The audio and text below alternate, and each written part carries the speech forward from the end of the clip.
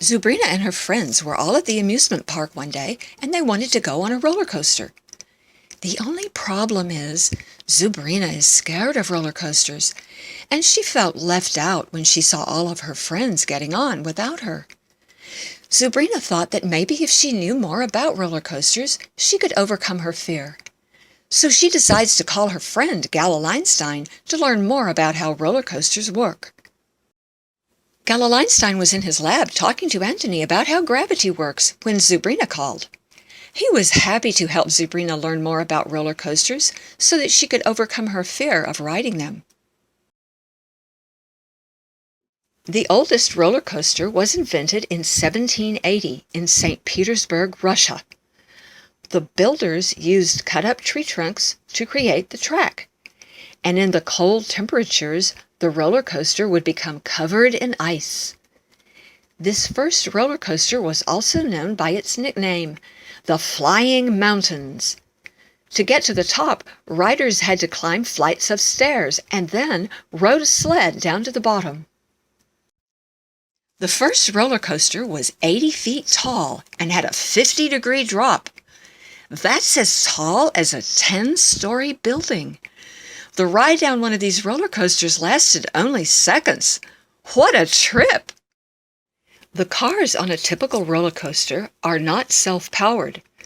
Some roller coasters have a chain or cable built into the tracks that lifts the car up the coaster's hills. This gradual climb not only brings the car to the top of the tracks, but it also builds suspense for the riders as they slowly make their way up. Roller coaster cars move along the tracks by continuously exchanging potential energy and kinetic energy. As the roller coaster moves up a hill, it gains potential energy.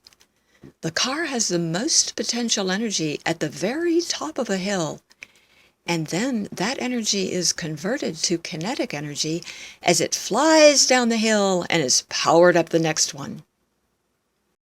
Centrifugal force pushes objects that are moving in a circle outwards. For a roller coaster, this force is pushing the roller coaster against the track. When a roller coaster moves faster or carries more weight, it experiences a greater amount of centrifugal force. Friction is the force that results from two objects rubbing against each other. One way you can experience friction is by rubbing your foot on the ground.